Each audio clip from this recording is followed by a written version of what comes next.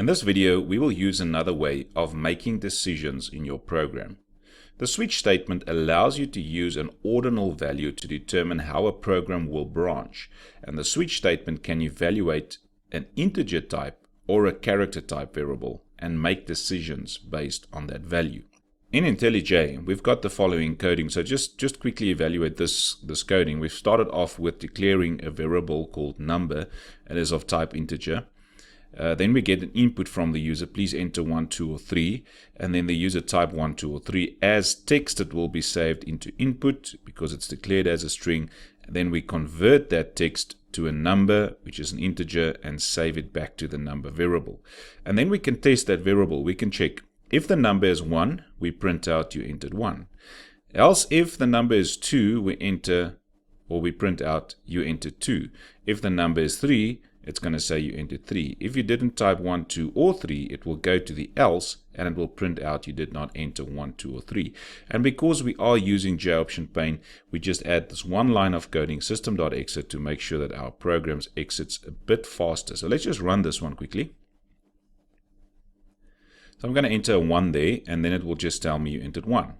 If I run it again, and I enter a 2 there, it will say you entered 2. If I say a 3 there, it will say that you entered 3. But if I do not type a 1, a 2, or a 3, let's just type something else there, like a 6 for example, it will tell me you did not enter 1, 2, or 3. So let's replace this whole part there with something else now, which we call the switch statement. So the switch statement, basically you started with the word switch there, the keyword in Java called switch, and then you pass in either a number variable, so like for example an integer, that could be a byte or a short or a long or a normal int like we've got here, and then you can also pass in characters to test. So we'll look at another example where we place in some characters there.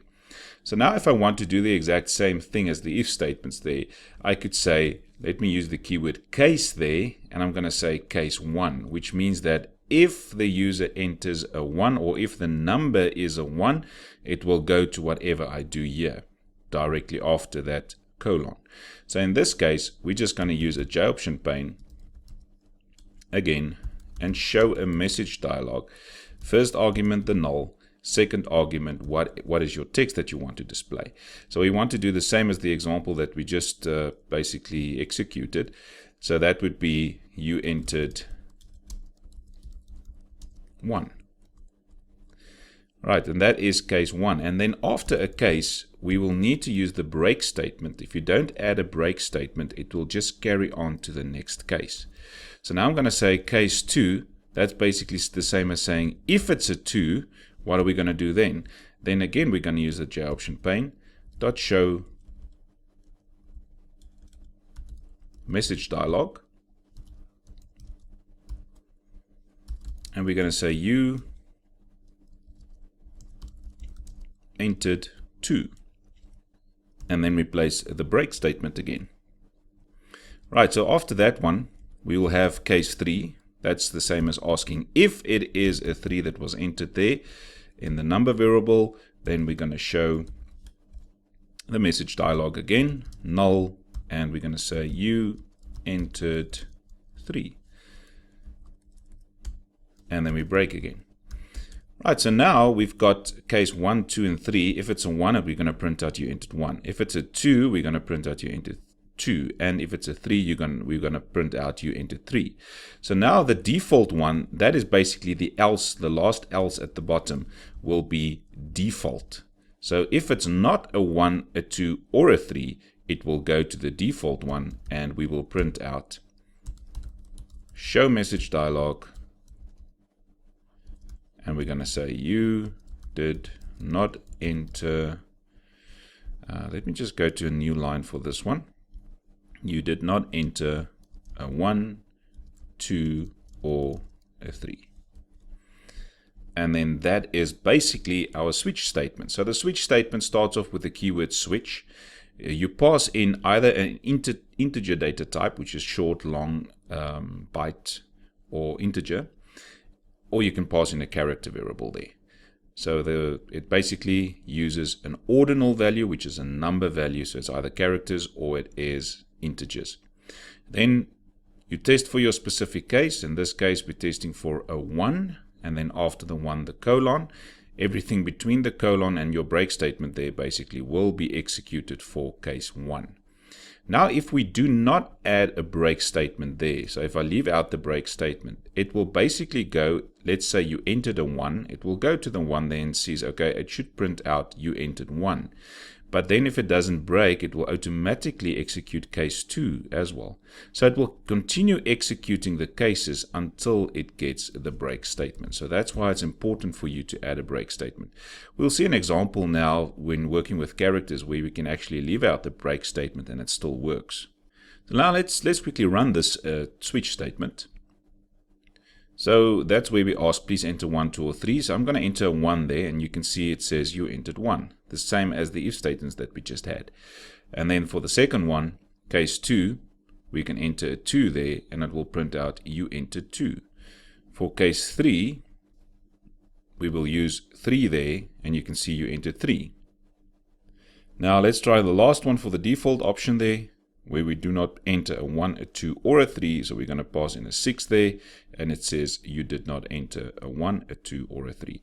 So the default there will be like the else in the if statements, and these are the conditions that you test for.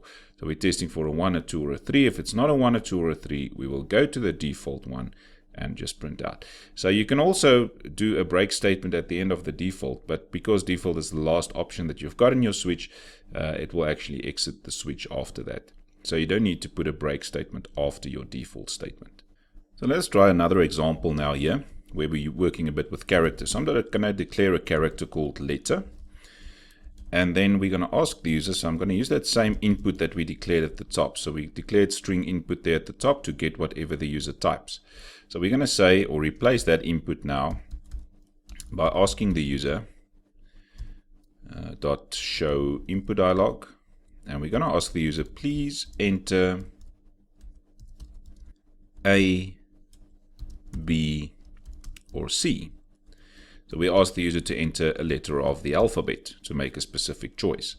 Now, if we want to convert now, because if we ask the user, please enter A, B, or C, and that gets saved now as a string, that's not a character. So again, we can't just say letter equals whatever the user typed. We need to convert that letter now, or that input from the user now, to a letter.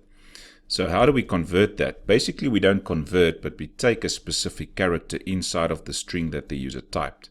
So obviously, if the user is going to type just an A, a B, or a C, it will be the very first character from the whole string called input that we want to get there. So we're going to basically say input dot, and there's a character at method, char at method, that accepts an index value in your string to extract. So we're going to say character at 0 there, which means that, let's take an example. Let's say the user typed Peter. In this case, he won't type Peter. He will type an A, a B, or a C, or maybe something else. But if he types Peter and I'm saying input dot character at 0, it means it's the very first character. If I say, well, in this case, it will extract the P then. If I say character at 1, it's going to go from 0 to 1, which will extract the E.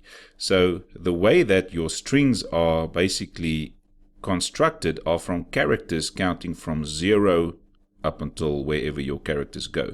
So it's going to go 0, 1, 2, 3, and 4. So if I say 4 there, it will extract 0, 1, 2, 3, 4. It will extract the R there. So in this case, we do not have a whole word that the user entered there, but he types just an A, a B, or a C. So it will be the very first character, or character at position 0. Right, so we've got the letter then that the user typed. That will be saved now coming from input, whatever the user typed, at the position 0. And now we've got the letter. Let's go into the switch statement quickly. We can pass in the letter. And now we can start with the first case. So the first case will be a character A. If I test for the character A, then I'm going to say JOption dot show message dialog. And in this case, first null. And then the second argument, you you entered A. And then we're going to break. Okay, so the first case there, I'm testing for a character. So remember, it's not the double quotation mark, it's the single quotation mark. Then if you go to case B there, let's use the J option pane again there. We're going to say show a message dialog there, null again for the first argument, and the second argument, you entered,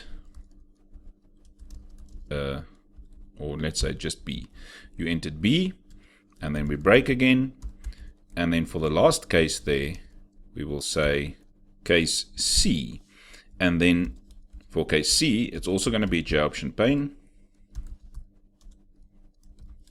Show message dialog, null for the first argument, and the second argument will be you entered C. Right, and then we can add the default there. So just before the default, let's add a break statement there. And then have the default. And for the default, we will just print out null for the first argument. Second argument will be you did not. Let me just take that also to a new line. You did not enter let's say correct value. Okay, so this is the case then. We accept the letter of the alphabet. We test it for the A, the B, or the C. And then we print out you entered A, you entered B, or you entered C. And then we will print out you did not enter a correct value. So I'm going to run this quickly now. I'm not going to test every single value there. So remember, the first one will still run. So I'm going to say a 1, and then it says you entered 1. And now it asks me for enter A, B, or C. So let me enter a B there, and it will print out you entered B. Okay, so let's try something else there. If we don't enter a B, or a C, let's enter, okay, just a 1 there again. Let's enter a D there, for example. You did not enter a correct value. So it seems as if the switch statement is working correctly. But what if the user enter, let's just use a 1 again there. Let's say the user enters the capital letter A or the uppercase letter A, and I'm saying, okay, there it says you did not enter a correct value. So this is where it comes in, where we can actually use the break statement to help us a bit to get the correct value that we want. So in this case, I'm going to say case, and then I'm going to add an uppercase A there as well. But you can see after that case, I do not use a break statement. I just leave it as it is, which means that if it's an uppercase A, it will go into it. There's no break statement. So it will go into the lowercase a, then print out you entered an A, and then break. So this is a way where we can use or check for uppercase or a lowercase. So I'm going to use the uppercase B there as well. And for C, I'm going to use the uppercase C as well. So now whether it's an uppercase A or a lowercase a, it will print out you entered A. If it's a lowercase or an uppercase B, it will print out you entered B and then break. And if it's a lowercase or an uppercase C, it will print out you entered C and then break. So let's just test it out quickly. So I'm just going to enter a 1 there again. Now let's try a capital letter A or an uppercase A, and it will still say you entered A, which is fine. So this is how we can use then the switch statement with all its different cases and break statements. And remember, wherever you put the break statement, it will go out of that option and it will basically exit your switch. So sometimes it makes sense to have your case without a break, and sometimes it must be there. For example, if we just take out this break statement there, what will happen if I enter the 1? Because there's no break there, it will print out you entered 1 and go directly to case 2 and also say you entered 2 before it breaks. So let's just test this one out quickly. So if I enter a 1 now without the break, it will print out you entered 1 and directly after that you entered 2. And then it gives me the choice for the A, B, or C.